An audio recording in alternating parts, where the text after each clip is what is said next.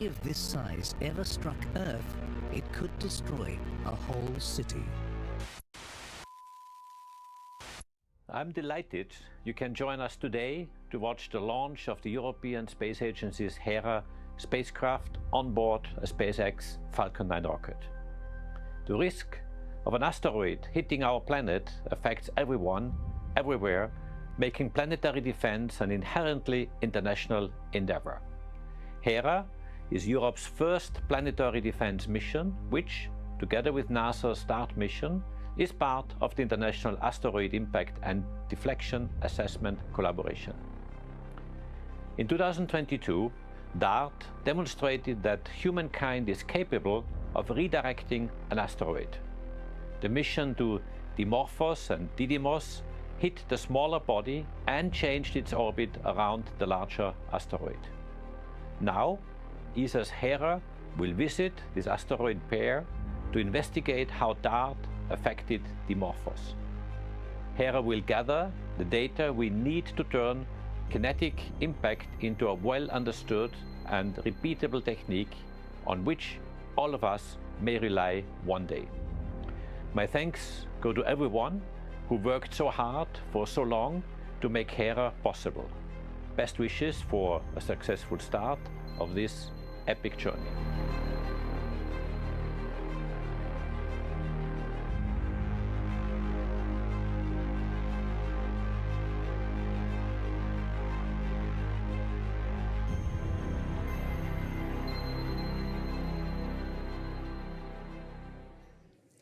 Launching HERA today is Falcon 9, a two-stage rocket developed and manufactured by SpaceX, known for its safe, reliable, and cost-effective access to space. Starting at the top of the vehicle is the payload fairing, a protective shell that encases the payload being sent to space. That fairing will separate and jettison away from the vehicle, exposing the payload once Falcon 9 reaches space. And here you can see on your screen a photo of HERA being encapsulated in that fairing just a few days ago. The fairing halves that we are using today have supported multiple missions, one having flown 12 missions and the other 18. Now, continuing down the vehicle, we have the second stage. The second stage is powered by a single Merlin vacuum engine, or what we call the MVAC engine, which is optimized to perform in the vacuum of space.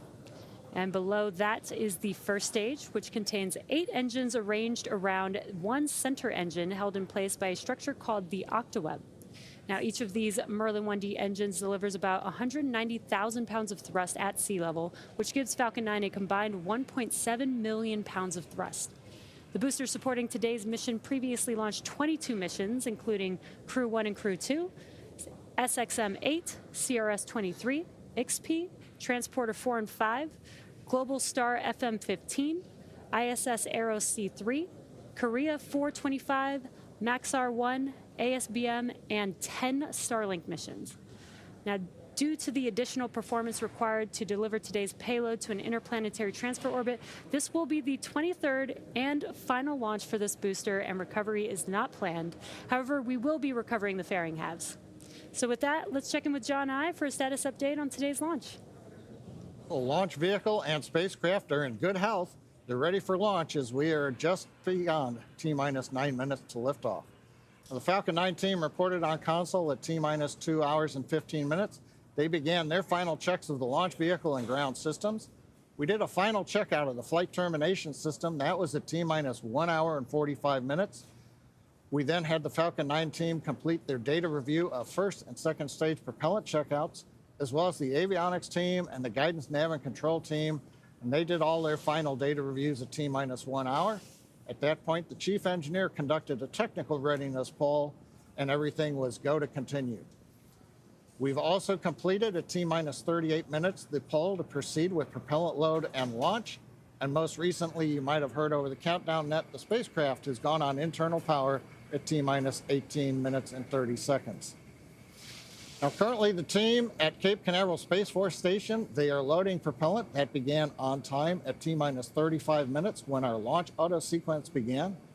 We're loading 2 propellants on Falcon 9 today, a fuel and an oxidizer. Now, for Falcon 9, our fuel is a refined form of kerosene known as RP1. To burn that fuel, we need a source of oxygen, which we call the oxidizer. Now, most burning that you're familiar with on Earth uses oxygen that makes up about 21% of the air you breathe. But in space, there's no atmosphere to provide oxygen or other oxygen-bearing molecules, so rockets need to carry their own. Now, Falcon 9's oxidizer is super chilled liquid oxygen, what we call densified LOX. Now, the liquid oxygen is chilled well below its boiling point. That allows its density to be increased, and that in turn allows us to load more into the first and second stage LOX tanks. And that's an important advantage for missions like today's, where we need as much propellant as we can carry to get to the required interplanetary transfer orbit. Now, currently on the Falcon 9, you see on your screens, fuel loading is complete on the second stage. We're continuing on the first stage up until about T-minus 6 minutes when fuel loading will wrap up on that stage. And we are loading liquid oxygen onto both the first and second stages right now. In addition to its propellants, Falcon 9 also needs an ignition source to start burning that fuel and oxidizer. And for that, we use a liquid called T-TEB. Stage 1, RP1 load is complete. And there we're on time. Fuel load on the first stage is complete. I mentioned T-TEB. That's an acronym for a mouthful called triethyl aluminum and triethyl borane. Now, when we ignite the engines, we first flow liquid oxygen and T-TEB into the gas generator in the main combustion chambers. The T-TEB will burst into flames in the presence of the oxygen. So once we have that ignition, the RP1 kerosene fuel is introduced and the Merlin engine goes to full power. And at liftoff, Falcon 9's two stages that you can see next to the strongback, they will combine to hold over 1.1 million pounds of the fuel and oxidizer propellants. Now, to provide maximum performance for the HERA mission, Booster 1061 will use all of its propellant. We won't save any for the landing of the first stage. On the weather front, you can see on the screen, it's cloudy, it's been a little rainy. We started the day with a 50% probability of violating launch weather constraints. But the good news is that the weather officer forecasts that we should be go 5 minutes from now. Mostly we've been watching thick clouds, make sure they're not too cold, where you might have triggered lightning. The good news is the clouds are warm. Everything looks just pretty much gloomy, a little rainy. Tanks are pressing with for that, strong back retract. You hear the tanks are pressing. We're getting ready for strong back retract. So inside T-minus 5 minutes, all systems are go for launch from Space Launch Complex 40 in Florida. So Jesse, let's head back and watch the last of the countdown. Thanks, John. It is T-minus 4 minutes and 38 seconds and counting. And as John mentioned, everything continues to look go for liftoff at T0. Now, strong back retract has started. Perfect timing. You heard that call out, that strong back retract has begun. Now what's going to happen here is the clamp arms, which are just below the fairing, are going to open up, and once those are fully open, then that strong back, or what we call the TE, or transporter erector, will begin to retract away from the vehicle. And you can see on your screen that those clamp arms are opening up there. Now, the TE is designed to transport, raise, and support Falcon 9 at the launch pad using umbilicals or flexible lines to route the vehicle's fluids, power, and telemetry from the ground systems to the rocket and the payload until Falcon 9 switches to internal power and clears the pad. And you can see the clamp arms are now fully open, and that strong back, there you can see it on your screen, the TE is now moving slowly away from the vehicle. Now this is going to recline just a few degrees here, but at T0 it's going to move even further away, about 45 degrees away from the vehicle as Falcon 9 lifts off.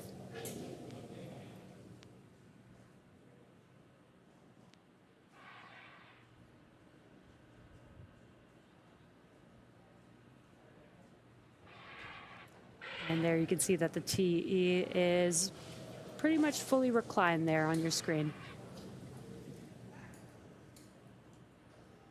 Coming up on T-minus 3 minutes. Strong back is in the countdown configuration. It's about 1.5 degrees away from the Falcon 9. Waiting for next is completion of liquid oxygen loading on the first Stage 1 LOX load is complete. Right on time. So at this point in the countdown, the first and second stages are nearly fully loaded with the 1.1 million pounds of fuel and liquid oxygen. We have loaded all of the fuel on first and second stage. Liquid oxygen is now complete on the first stage. The last major event will be T-minus 2 minutes when we finish loading liquid oxygen on the second stage. And you can see right there the cold, chilled skin of the second stage. There's the warm Florida air moving by it. We're seeing the condensation of the moisture in the air. Everything continuing to look good as we come up on T-minus 2 minutes. Stage 2, LOX load is complete.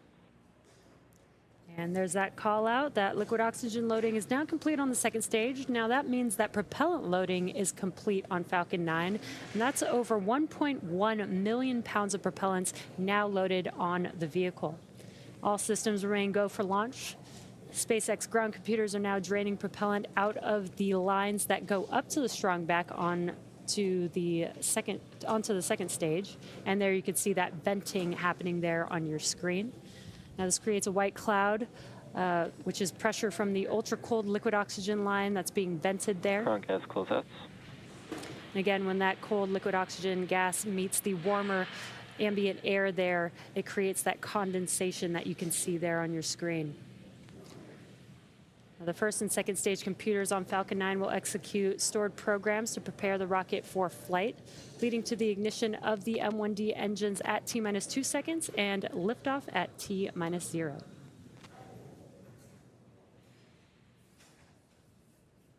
Falcon 9 is in startup. With that call out, the Falcon computers are running the final sequence for launch. First and second stage tanks are beginning final pressurization for launch. All systems are go. Let's listen in to terminal count. LD, go for launch. As Falcon 9 transports the European Space Agency's HERA spacecraft into space.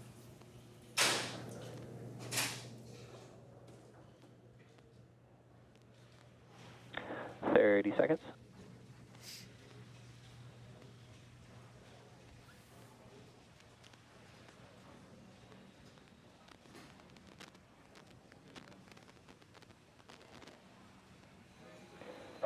Seconds.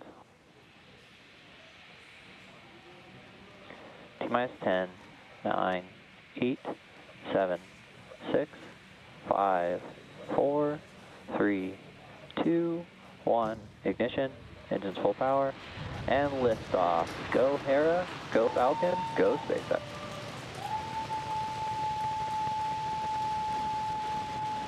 Vehicle is pitching downrange. Stage 1 propulsion is nominal.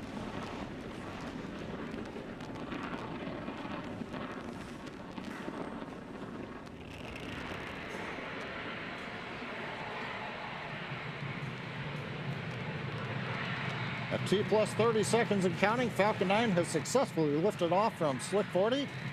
After clearing the tower, we begin to tilt or gimbal the engines. That initiates a roll maneuver you might see on the Stage 1 camera view, although it's kind of cloudy.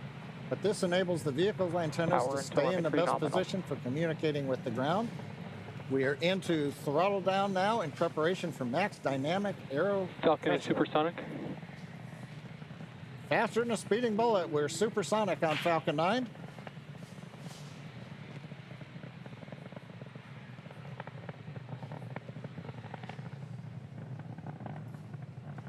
Waiting for the call out from GNC of Max Q. Max Q. Right on time. We're through the period of maximum pressure on the vehicle. The Merlin engines are back at power, and we're out of the throttle bucket. Now, from here on, even though the velocity is rapidly increasing, the atmospheric density is decreasing, and that's resulting on less loads on the Falcon 9. 90 seconds into flight, the rocket typically needs to go 17,500 miles per hour horizontally in order to avoid gravity pulling it back down to Earth and getting into orbit.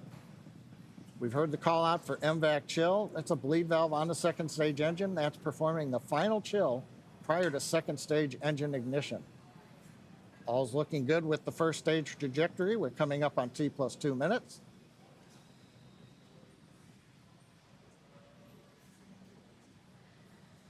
Views from onboard the camera mounted on the inner stage of booster 1061. Now we've got 3 events that'll be coming up in just under 30 seconds. Main engine cutoff, the 9 Merlin engines will be throttled down and shut down. Then we'll get stage separation, and then startup of the MVAC engine on its first of 2 burns on the second stage.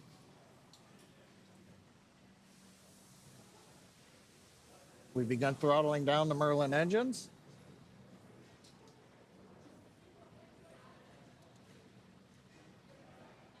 Main engine cut off. Call for MECO. Stage separation. Successful stage separation. MVAC ignition. MVAC ignition and weapon power on stage 2. Coming up will be fairing deployment. And for the first stage, as we saw it in the background, farewell 1061, and we thank you.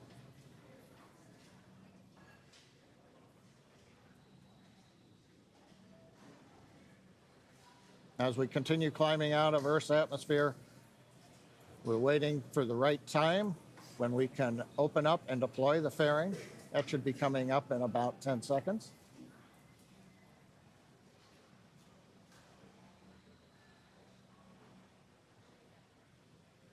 There's a camera view as we switch. You can see HERA inside the 2 halves of the fairing. Fairing separation. And successful payload fairing separation. As we mentioned earlier, the fairing halves have supported multiple missions. One half has flown 12, now 13 missions, and the other had previously flown 18. And those fairing halves will come back down to Earth. They're guided by cold gas thrusters and then parachutes or parafoils. Falcon is on a nominal trajectory. They'll deploy, and they'll be recovered by our recovery vessel, Doug. Jesse, T plus 4 minutes, 23 seconds. Everything continues to look good on Falcon 9 with HERA. Thanks, John. Yeah, everything's looking great. We got some awesome views here on your screen. What you're looking at is a view of the MVAC engine on the second stage with a beautiful view of Earth in the background. Stage 1 STS has safed. Now, we are currently in the first of 2 planned MVAC burns for this spacecraft. And we have separated for the first stage from the first stage. As we mentioned earlier, we will not be recovering the booster as we usually do. Now, typically we would land the booster either on a drone ship or back on land, but due to the performance, the additional performance required to deliver this payload to an interplanetary transfer orbit, we will be not recovering the booster today. Now, what you are seeing, again, is the MVAC engine. The MVAC engine is optimized for the vacuum of space and has about 220,000 pounds of thrust in vacuum. Again, this is the first of 2 burns. The 2 burns for the MVAC engine will take the second stage with the payload attached to the targeted drop-off orbit. Falcon continues to follow a nominal trajectory. And great call out there, following a nominal trajectory.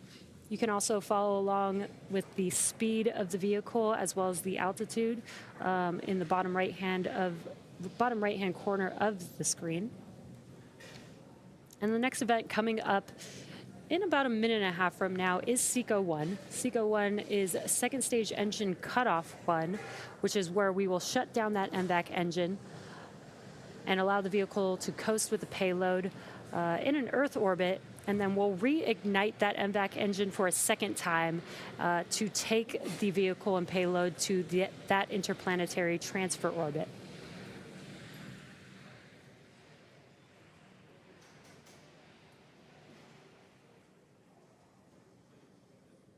Now we're just about a minute away from SECO 1.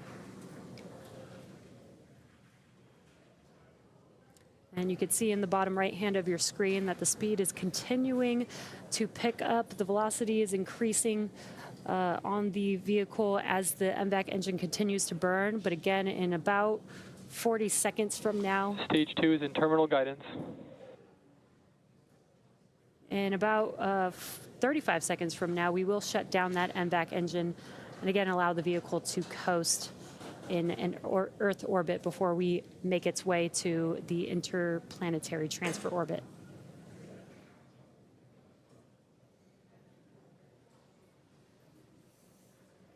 Stage 2, FTS says safe. Continuing to get good callouts and some great views here. Again, this is from the second stage looking at the MVAC engine. The HERA payload is still attached. MVAC shut down.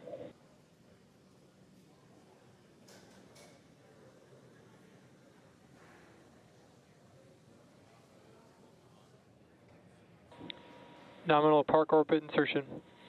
And great news, we heard the callouts as well as saw that MVAC engine shut down, and we got a good confirmation of nominal orbital insertion.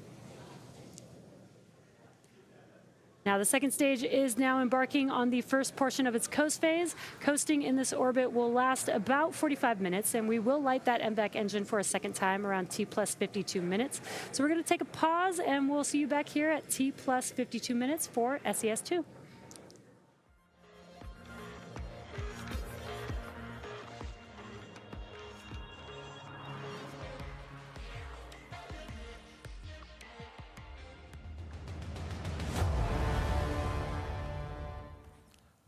Well, welcome back. If you're just joining us, that was an amazing launch that we've just witnessed. The Falcon 9 lifting off from Cape Canaveral, a cloudy Cape Canaveral. So taking the HERA mission on its way. I am grinning ear to ear. There's a lot of happiness and jumping around in this studio. We're trying to keep it down because people are working, but there was very tense emotions in mission control as well. We had a lot of tears, and outside in the public event, people were jumping around and spilling their beers. So the excitement is building here in the studio in mission control. Let's take a moment to check in with the atmosphere is electric. Everyone cheers. The rocket is carrying off into space. It's an incredible moment. I'm going to take you over now to the main control room. Andrea, before we go for that critical acquisition of signal, can you introduce some of the incredible team? I know that they're probably a little bit, the emotions are running high, but... Sure. Yeah, thanks, Matt. Yeah, indeed, it was quite a moment here. The spacecraft is gone. But let's introduce a couple of people here in the control room. I have Richie next to me, is one of our system engineers. Richie, it's been a while. You haven't been here in the temple of mission control. What's the feeling today? I'm feeling quite overcome with emotion at the moment. It's been 10 years since I was here with Rosetta when we landed on a comet. It's been a long time working in mission development since then, so it's good to be back. Exciting to see the launch, and I'm just excited to get on with operating the spacecraft. Excellent. Actually, get ready for the rest, and the best is to come. So I moved back here to Spacecraft Operations Manager Sylvain Lodiot. Sylvain, here we go. You wanted actually to move on to this mission after we finished Rosetta. Am I right in saying that this is a dream coming true finally? Yes, it's correct. I mean, it was very difficult to say goodbye to Rosetta. There was then 4 amazing years on Solar Orbiter with an amazing team, very challenging. And now it's time to fly HERA. So it's also been very intense and amazing years with another amazing team. So yeah, it's time to fly, and many emotions today. Yeah, I can imagine. Same for me. I moved further backwards here to Gabriela Ravera. She's one of the most experienced people in the room here. Gabriela, we have done supported several critical operations here from this room. What was special for this mission or for you? Okay, shall I?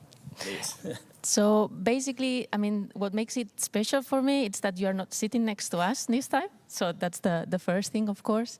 But talking to HERA in particular, it's the first time for me that I do a first acquisition with a non-S-track station, and with DSN in particular. So that's a big challenge for us, because it means that we will be communicating for HERA for the first time ever via our colleagues in DSN. We trust them a lot. We have been rehearsing and testing since almost a year now, which makes this moment very special. Also, if we are in the blind. Good, thanks, Gabriel. Indeed, very important to underline this collaboration we have with the colleagues across the Atlantic. And this is all from the MCR. Back over to you, Matt. Thank you, Andrea. I don't think there's anything more iconic as Andrea's smile. Good luck to all the incredible team in Mission Control as well, as we await the all-important acquisition of signal. Wow, what an amazing day. As we continue our special coverage, I'm more than excited to introduce our next guest. It's Matthias Maurer, a European Space Agency astronaut who returned in 2022 from his Cosmic Kiss mission aboard the International Space Station. In fact, he rode on the exact same launch vehicle as we've just seen here at launch there. So, Matthias, it's an absolute honour to have you on the show. Welcome. Well, thank you. The honour is all mine, and congratulations to the launch team. That was a fabulous launch. Well, it was, wasn't it? Very exciting. Yeah. So obviously this is all about asteroids and planetary defence. So what significance do asteroids pose to people on the International Space Station and space exploration in general? Well, the day the International Space Station would have an encounter with an asteroid would be a really bad day. But we astronauts, we also hope to fly further than the International Space Station. The next step will be the Moon. And on the Moon, we have lots of impact craters. And that's why we all also get training. And we go, for example, to the Nördlinger Ries, which is a massive impact crater here in Germany, where an object the size of 1 kilometer in diameter, so a tiny little bit larger than the object we're flying to right now, hit Earth 15 million years ago and left a massive crater of 25 kilometers in diameter. So this we don't want to see happen again, yeah. And that's why we fly this mission. Yeah, so do you see human missions to astronauts contributing to the understanding of what we do to try and protect the planet? Yes, definitely. So I think a mission like the one that we see today, HERA, that is better done by a robotic mission because it flies out 2 years and there's a lot of radiation that an astronaut would get on such a mission out there. And it's a one-way mission. I don't want to fly a one-way mission. Don't blame you. Yeah. But I believe in the future we will learn so much. And already in 2029 we will have another asteroid flying very close by of planet Earth, so around 40,000 kilometers, so actually much closer than the Moon. And this could be in reach of even a human mission if we are ready by that time. But I don't think we will have the technology in 2029. But let's think a little bit beyond the horizon. Such an asteroid may pose a threat to humanity once it impacts. But some of these asteroids actually are very precious. They contain a metal core of like maybe even very precious metals, like the asteroid Psyche. And so I could well imagine somewhere in the future we will actually deflect such an asteroid to bring it closer to us so that we can mine it. Yeah, so I mean, obviously it's very, very hard to get out to an asteroid, as you just explained. So would there be a real reason to send a human to do it rather than a robot? Well, I think for the moment being not. So maybe you can send Bruce Willis. He already demonstrated his success in saving planet Earth. Yeah. But yeah, maybe in the future we will, I believe step one is we need to learn how to deflect such an asteroid, to deflect, to understand how such asteroids are built up. Just to get the basics ongoing, and maybe in the future we will have other purposes of flying to an asteroid. Yeah, do you have a favourite asteroid? You mentioned Psyche earlier on. Yeah, the Psyche one, it's like, I'm a material scientist, so I think flying to Psyche and getting the precious metal ore out, that could be also another childhood dream. Yeah, it would be amazing. Do you have a favourite asteroid mission? Well, I believe that one, HERA, is absolutely fantastic. I cross my fingers that we will see all the good scientific results flowing back, but also the mission following after, the one that probably the Ramses mission that we all talk about, to fly in 2029, to visit the asteroid that will fly by Earth in such a close distance. That will also be another step. Yeah, so we've just seen HERA sat on top of a Falcon 9 and go through the exact same journey that you went through. So if HERA suddenly became conscious, like a Greek goddess, explain how that would have felt. Well, I mean, it's like I wouldn't recommend HERA to go conscious. I think it should stay alert and awake and going straight on. But in our mission, we had a commander, and the commander had also like a lever to pull on in case something goes off nominal. So we could have ejected from the rocket and then have safely landed back on planet Earth. I think HERA doesn't have this option. No. Also, our booster landed back on planet Earth. Here we needed all the fuel, all the last drop of acceleration to bring HERA on a good mission to the encounter with the asteroids. Yeah, so yeah, that booster's lost. lost forever now. I think it made a good history. It's an honourable end. It's an honourable end for a booster indeed. Matthias, it's been an absolute genuine thrill to meet you and have you give us your special twist on the HERA mission. Thank you very much. Thank you. So, if you've just joined us, we're broadcasting from Europe's Spacecraft Operations Centre here in Darmstadt, Germany. We're following the launch of ESA's HERA mission, a planetary defence spacecraft. Today marks the beginning of an exciting mission to explore the Dimorphos asteroid system. Stay with us, we'll guide you through separation. Here's first call from space. While HERA makes its way towards separation, it's a perfect time to dive deeper into the topic of planetary defence, which is at the heart of this mission. So I'm delighted to be joined, I don't know what happened there, to be joined by two special guests who I've rushed on and rushed off poor old Matthias. I'm sorry. So I've got delighted to be joined by Romana Kofler, Programme Manager Officer at the United Nations for Outer Space Affairs, and Richard Moisel, Head of the Planetary Office here at ESA. Together they'll help us explore the global efforts to protect Earth from asteroid threats and the importance of the collaboration. Welcome to both. So Romana, first question to you. Planetary defence is a critical issue when it comes to asteroids, especially. What are the main risks that we face from near-Earth objects, and how are these risks evaluated? First of all, congratulations on the successful HERA launch. We're very happy. And of course, planetary defense is important, and so is international collaboration in this regard. And our office, the United Nations Office for Outer Space Affairs, works with member states.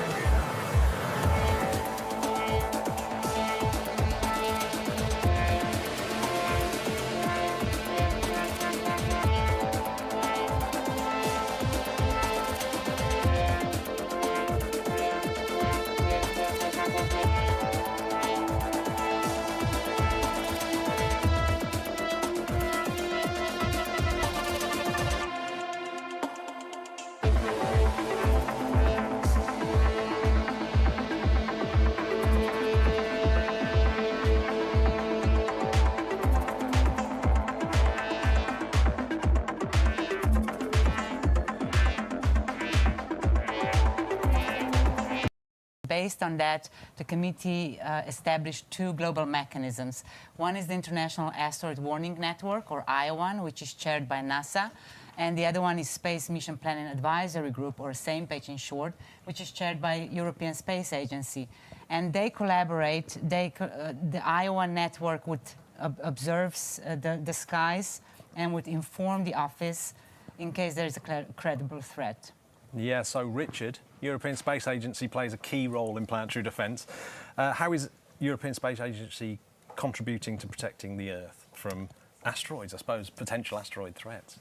As was mentioned earlier, we are one of two agencies in the world which have all in one package, so to speak, a full planetary defense unit.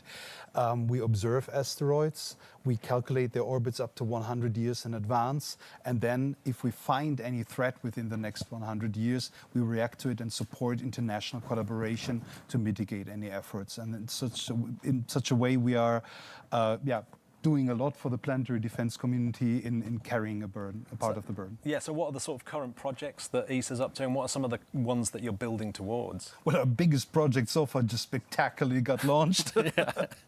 But that's not where it stops. On the contrary, that's just the beginning. We have to close a lot of observational gaps, how we call it. The night sky needs to be scanned more often and more thoroughly, so we're building a full survey network of telescopes called the FlyEye network, where we scan the night sky every 2 nights completely. Also, we're launching a mission to the day side of Earth where we're completely blind. For example, Chelyabinsk, we couldn't have seen it coming. We are launching a dedicated space mission to spot things like these and many more. Yeah, that was a great day. Well, where did that come from? Yeah. So one of the most talked about asteroids that we've heard about already is Apophis that's coming round in 2029. What's so special and significant about that asteroid? I mean, Apophis is significant because it's going to approach the Earth at a safe distance, but it's a very unique opportunity because it will be visible across the globe in many places with the naked eye. Actually, I have a model here, my stress ball. So at the United Nations, we're working with member states to declare 2029 as an International Year of Asteroids and Planetary Defense. And we will invite public schools, universities to collaborate, space agencies, so stay tuned. Wow, yeah. I mean, I like the fact that you should be getting stressed by asteroids approaching, but yours is doing quite the opposite. Exactly. You're taking your responsibilities very seriously, protecting the Earth. So thank you, Romana, for shedding light on the global efforts, and thank you very much, Richard, for sharing European Space Agency's absolutely pivotal role. So thank you both very much. So now let's turn our attention to another key mission that laid the groundwork for HERA, NASA's DART mission. HERA builds on that success of NASA's DART mission, which was the first ever test of asteroid deflection. While DART demonstrated that we can nudge an asteroid, HERA will now study the aftermath of that impact, providing crucial data on the effect it had on the asteroid. This will help us refine planetary defence strategies in the future. So let's take a closer look at DART and its groundbreaking mission, literally. A year ago today, the world watched as the DART spacecraft smashed into moonlit asteroid Dimorphos with the goal of changing its orbit. This kinetic impactor test was NASA and the world's first planetary defense test. Our momentum didn't end with DART's collision. Here's what's happened in the last year. In the immediate moments after impact, telescopes from around the world captured a burst of bright light, and the Italian Space Agency's LICIA made its flyby. DART scientists were looking for the amount of ejecta, the plume of debris generated by the impact that would give Dimorphos an extra push. Turns out, it was a lot, ultimately moving Dimorphos more than the spacecraft itself. When the math was done, the orbit change was a whopping 33 minutes. While analysis is ongoing, knowing this crucial number confirms that a kinetic impactor is a viable solution and will help scientists calculate how far in advance future missions may need to deploy. The ejecta tail would eventually stretch to over 70,000 kilometers long, about 10,000 tons of debris, and is still visible when last observed over 9 months post-impact. This ejected material are not on a course to be a threat to the Earth, but tracking them provides a better understanding of this unique test.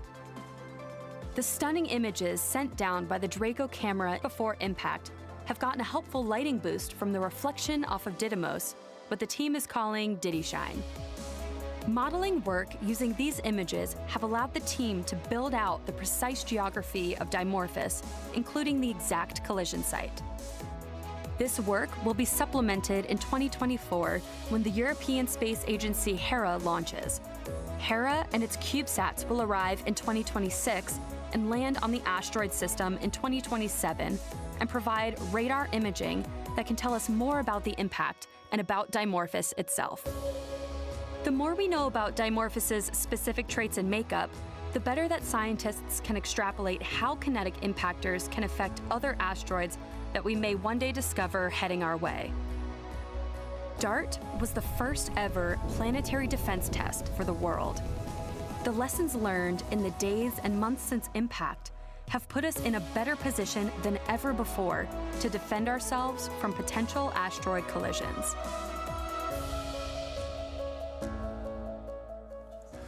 So that was a great overview of the DART mission and its groundbreaking achievements. Someone at the forefront of planetary defence is Lindley Johnson, and he's head of planetary defence, no less, at NASA. He was unable to join us in person today, as he's probably going to be at the Cape for the launch, but he has prepared a special video for us, and it explains DART's heritage and how the European Space Agency, with the HERA mission, is building on that legacy to take planetary defence to the next level. So let's take a look. Hello, this is Lindley Johnson from NASA's Planetary Defense Coordination Office. We want to give our congratulations to the European Space Agency and the HERA project for a launch of the HERA mission to the asteroid system Didymos and its moon Dimorphos. The collaboration that NASA has had with ESA for this effort that we call the Asteroid Impact Deflection Assessment, or AIDA, goes back for over a decade, when discussions were had in the Planetary Defense Conferences and the Near Earth Object Working Group under the United Nations Committee on Peaceful Uses of Outer Space of how international space agencies could collaborate together to demonstrate a viable response to an asteroid impact threat should it be discovered. So that led to the establishment under the United Nations endorsement of the International Asteroid Warning Network and the Space Mission Planning and Advisory Group. And in parallel, this AIDA collaboration between NASA and ESA for an ongoing demonstration of the kinetic impactor technique to deflect an asteroid in space. So it was agreed that NASA would develop the kinetic impactor, which was the double asteroid redirection test, or DART, that impacted the moon of Dimorphos back in 2022. And since the kinetic impactor could only observe the asteroid for a few moments prior to its high-velocity impact, we needed the observation spacecraft that has become the ESA Hera project to do a more detailed characterization of the asteroid system, its composition and characteristics, and understanding the effects and a more detailed examination of the effects of the impactor on the moon Dimorphos. So that is what the HERA mission will provide in more detail for the demonstration of the kinetic impactor and this collaboration that we've had between NASA and ESA for all these many years. So the launch of HERA is certainly an important milestone for this endeavor, but it is really the beginning of the real work for the HERA project team for the 2 years of flight to the Dimorphos system, and then going in orbit and then collecting all of this data that is important for the HERA science team to add to our knowledge that was collected by the DART investigation team. So again, congratulations on launch and bon voyage, HERA. So thank you so much, Lindley, for your time and for that really insightful look into the NASA and ESA collaboration. Now, I'm actually really excited about this. What's really exciting about the HERA mission is that we're not just talking about one spacecraft, it's actually carrying three. Well, there's three. It's carrying two. HERA is carrying 2 CubeSats on board, each with its own specific mission to gather even more detailed data from the asteroid. To tell us more about these incredible mini spacecraft, let's take a moment to explore the world of CubeSats. So joining me now is Filippo Corradino, the Chief Technology Officer of Tyvak International, the company behind one of these innovative CubeSats that are on board the HERA mission. Filippo, welcome to this little studio of ours. Thank you. So we've just heard there that there was this impact crater and the HERA mission is there to kind of investigate what's happened to that asteroid. So why CubeSats? Why do we need CubeSats to help? Sure, well, CubeSats are very small, the size of a shoebox, and they can be released, these 2 CubeSats, by HERA a few kilometers out from the asteroid. And their mission is to take more risk than HERA can by itself and get as close as possible to the asteroid and bring their instruments really where they can do the most. And in the end, actually even land on the asteroid, which would be a first for CubeSats. Ever. Yeah, I mean, it's always great to have a first on a mission, and that's certainly a pretty cool one. Pretty cool, yeah. It's a very good one. So each of the CubeSats on board HERA has its own unique mission. Yes. So can you tell us a little bit about each one and what they're designed to do? Yes. Well, Juventus will look more at the structure of the objects. So it's got this radar, and by listening to the pings and echoes of the radio waves passing through the asteroid, can tell us whether it's a solid chunk of rock or if it's a rubble pile, so many different rocks just held together by gravity. And once landed, can also measure the surface gravity with another instrument. While Milani is more of a little chemist, let's say, it will look at the composition of the asteroid. So we've got a camera with visible light and infrared light sensors, and can tell us if which minerals are on the surface, if there's water, how much of it, And we also got a dust detector. We expect after the impact there will be a lot of dust in the environment, and we can measure how much of it is there, and what it's composed of. Yeah, so the naming of the CubeSats, so at first glance you might think it's football related with Juventus and Milani, so but I'm told that that's not the case. No, it's just a coincidence, actually. So Juventus comes from mythology. It's the Roman name of one of the daughters of Hera, the goddess, while Milani is named after Professor Andrea Milani, who was the first astronomer who had this idea of the double mission with the spacecraft to impact on an asteroid to deflect it, and another one to go and run this crime scene investigation, check the aftermath, what's happened, and do the science. Yeah, I mean, I really love the fact that it's Milani. It's such a fitting tribute to the man himself, whose idea that we're really kind of looking at. And I just love the fact that you're using CubeSats. It seems that CubeSats have sort of really opened up that space exploration to many more people and many more institutions. Absolutely, yes. It's very, very nice, very interesting missions. So, yeah. So the mission is full of firsts. So can you tell us, is there any sort of new technologies or groundbreaking technologies that are on these CubeSats? Well, sure. For instance, on Milani, we had to develop a new thruster to move around the system, so a cold gas thruster, which needed to be very tiny because they're small, so they're packed full of equipment. And so we had to develop from another existing one a smaller, more compact thruster, and it's got these little tiny jets, very, very tiny jets to move around, and many other innovations, navigation cameras, radios also, the link with the mothercraft, the intersatellite link. It's a new piece of equipment. Yeah, so that was something we saw earlier on. Was that tested in that big room with the big that was the triangles? Final test for the ISL, with all the spacecraft communicating with each other and with the ground in that moment. Yeah, were you there at STech when that I was not. A colleague of mine that was there, yes, but it was very exciting. It was remotely dated. As an old acoustician, that's one of my favourite rooms I've ever been in. It's huge. It's such a good little space. So yeah, they talk to HERA and then HERA talks to Earth. Have I gotten that right? Yes, absolutely, yes. Because you cannot feed the radios you need to communicate directly with Earth on these tiny boxes. Yeah, I mean, it's brilliant. It's brilliant. CubeSats going out into deep space and landing on asteroids. You couldn't make it up. So thank you so much, Filippo, for joining me. It's fascinating insight into the role of CubeSats these days in missions like this. So it's incredible to see how much innovation is packed in. So now just a quick reminder why we're all here today. This is a major moment in planetary defence as ESA's HERA mission builds on the legacy of DART, taking us one step closer to understanding how to protect the Earth from asteroid threats. We're now checking out the SpaceX feed as the launch vehicle approaches its long coast phase. This is a critical part of the mission, with the vehicle cruising through space before the next major event. The team is closely monitoring everything as we move towards the next phase of HERA's journey. So now we've had a glimpse at the spacecraft progress, it's a great time to look ahead to the future of planetary defence. Here is just really the beginning.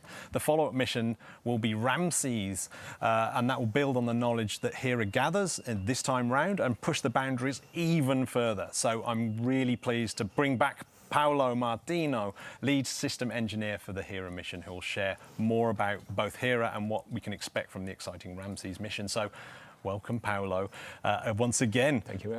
How's your emotions?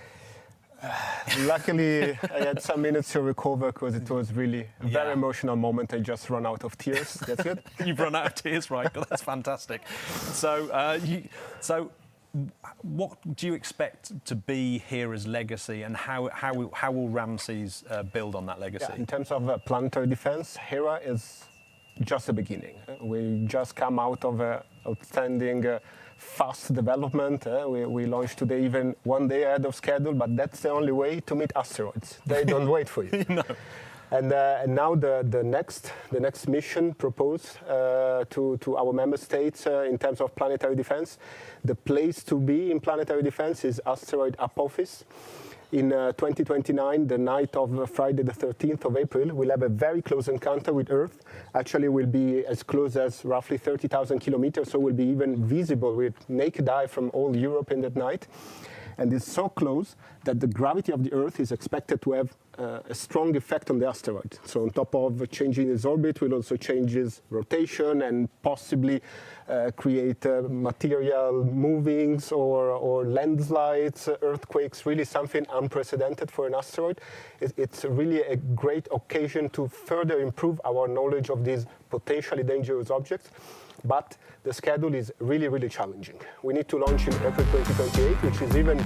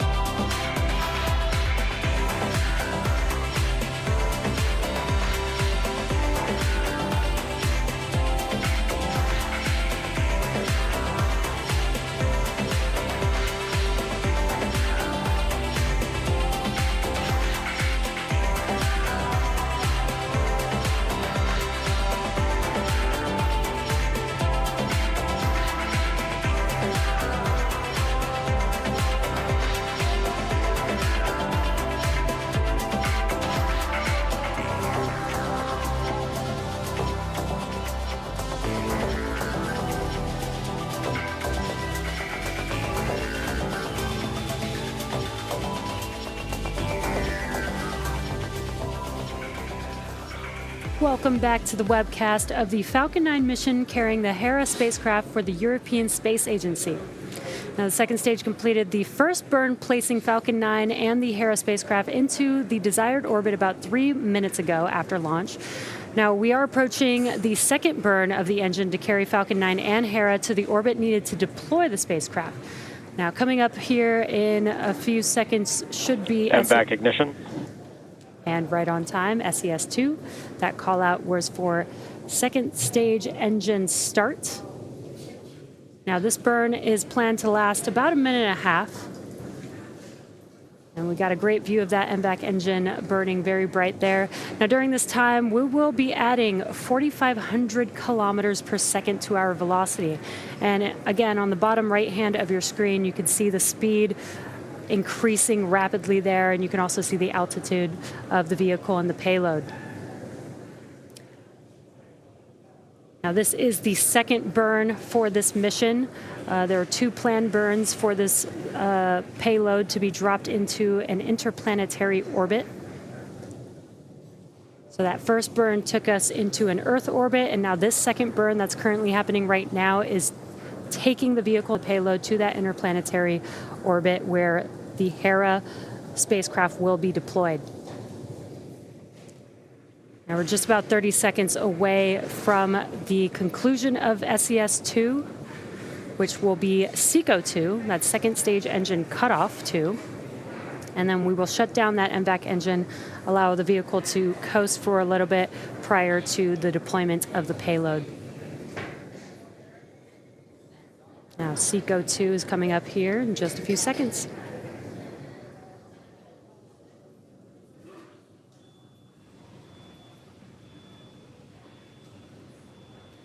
MVAC shutdown.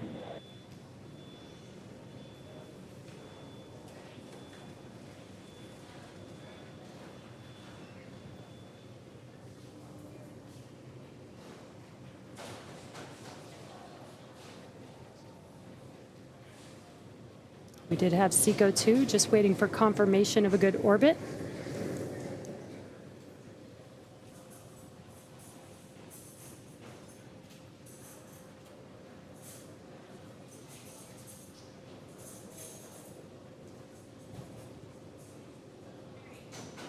There you can see on your screen the MVAC engine has shut down.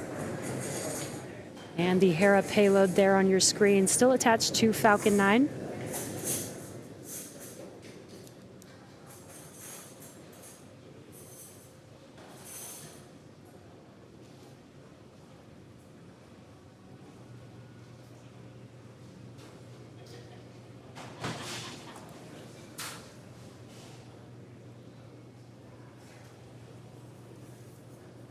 If you're just now joining us, we did have 2 completed burns for that MVAC engine.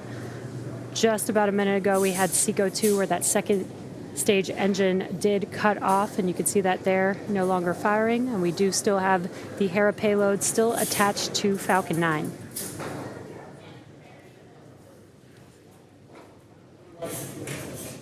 We were waiting to hear the guidance nav control officer call out a good burn. I think they may have been stepped on. We're looking at the data and we've heard the background chatter.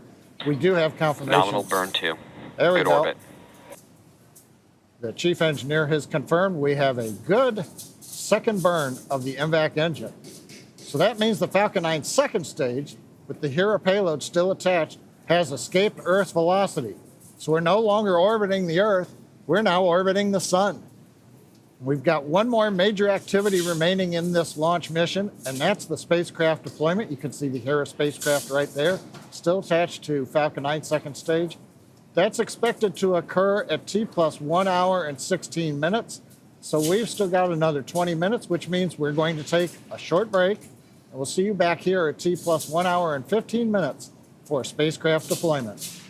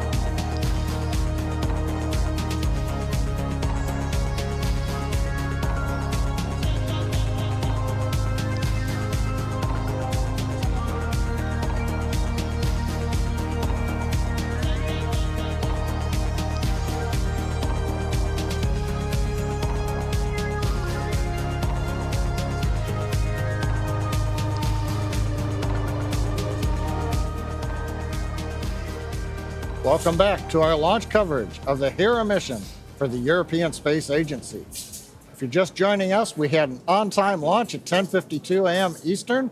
We were able to get the weather to cooperate. We had a successful ascent, stage separation. We've had the 2 burns of the second stage engine. We've got one more major milestone coming up to complete today's mission, which of course is the deployment of the HERA spacecraft from Falcon 9's second stage. That's going to happen just over 30 seconds from now. And you may have noticed when we shut down the engine at the end of the second burn, we were 204 kilometers, a little more than 120 miles above the Earth. If you look at the display on the bottom right of your screen, we've just crossed 7,400 kilometers as we continue to head out into deep space as we have exceeded the velocity to escape from Earth. But right now, let's listen to hear the call out and watch for separation of HERA from the second stage.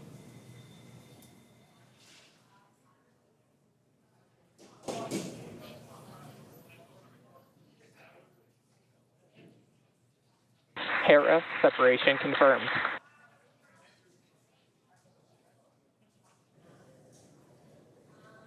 Great view. We've got successful deployment of the HERA spacecraft.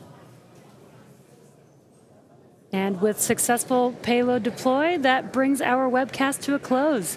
Today's mission marks SpaceX's 389th overall mission to date and 94th mission of this year. Thank you to the European Space Agency for entrusting us with today's mission, as well as the range for their support. For continuing coverage of the mission, check out @ESA on X. And for continued updates on all of our missions, follow @SpaceX on X and spacex.com/launches. Thank you to all of our viewers for joining us this morning, and we'll see you again soon.